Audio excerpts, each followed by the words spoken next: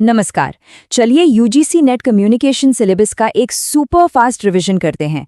अगले कुछ ही मिनटों में हम सारे के सारे मेन कॉन्सेप्ट्स को डिकोड करने वाले हैं, जिससे तैयारी को एक जबरदस्त बूस्ट मिलेगा।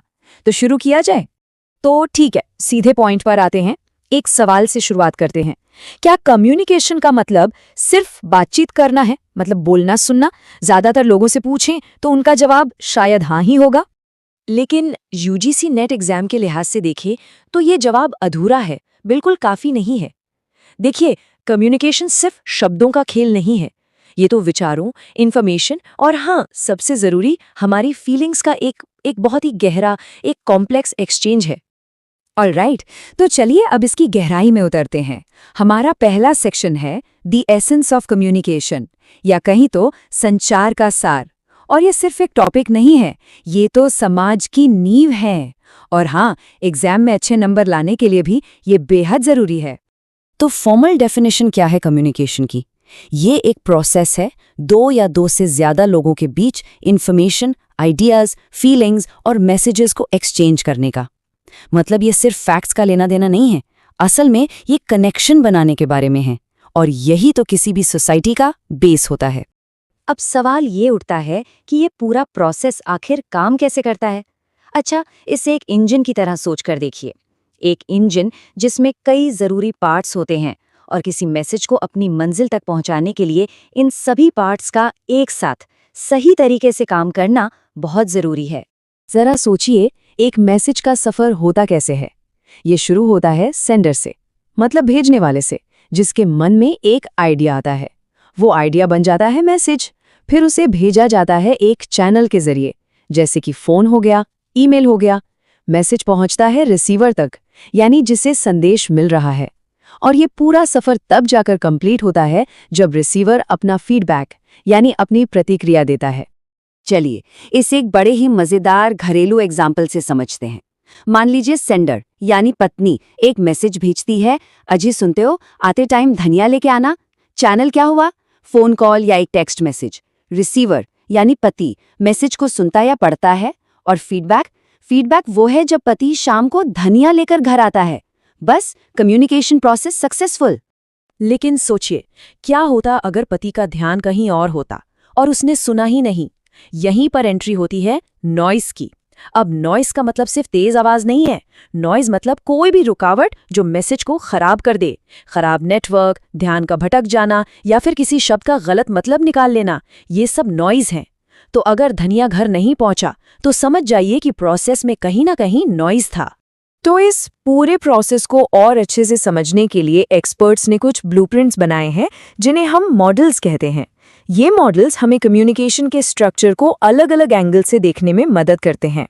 इस टेबल से पता चलता है कि टाइम के साथ कम्युनिकेशन को लेकर हमारी समझ कैसे बदली है। देखिए, सबसे पहले था लीनियर मॉडल, एकदम वन वे स्ट्रीट, जैसे रेडियो पर कोई भाषण दे रहा हो बस।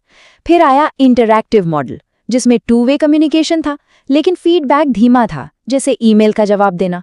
और सबसे एडवांस्ड है ट्रांजैक्शनल मॉडल, जो कहता है कि हम एक ही साथ मैसेज भेज भी रहे हैं और रिसीव भी कर रहे हैं, बिल्कुल एक फेस टू फेस बातचीत की तरह, जहां सब कुछ रियल टाइम में इंस्टेंटली होता है। एक और बड़ा ही पावरफुल मॉडल है लैसवेल्स मॉडल। ये किसी भी कम्युनिकेशन को 5 आसान से सवालों में तोड़ देता है। हु यानी कौन कह रहा है, सेज व्हाट यानी क्या कह रहा है, इन विच चैनल किस माध्यम से, टू हुम किससे, और विद व्हाट इफेक्ट यानी इसका असर क्या हो रहा है। देखा, किसी भी कम्युनिकेशन सिचुएशन को एनालाइज करने का ये एक बहुत ही क्विक और इफेक्टिव तरीका है।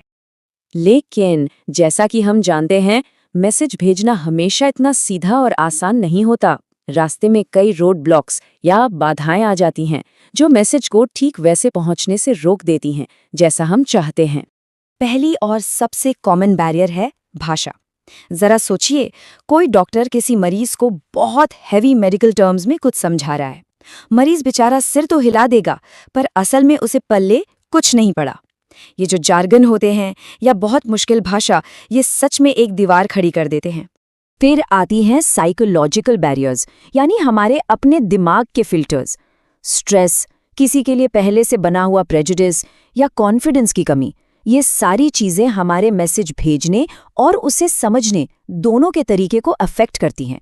जैसे अगर कोई अपने बॉस से एक सवाल पूछने में भी हिचकिचा रहा है, तो ये एक साइकोलॉजिकल बैरियर ही तो है। फिजिकल बैरियर्स तो सबसे सीधी सादी होती हैं। ऑनलाइन मीटिंग के बीच में इंटरनेट कनेक्शन चला गया, या फिर घर में टीवी इतनी तेज चल रहा है कि पास बैठे इंसान को हमारी बात सुनाई नहीं दे रही। ये सब फिजिकल बैरियर्स हैं जो सीधे मैसेज के रास्ते में आ जाती हैं। और आखिर में आती हैं कल्चरल बैरियर्स।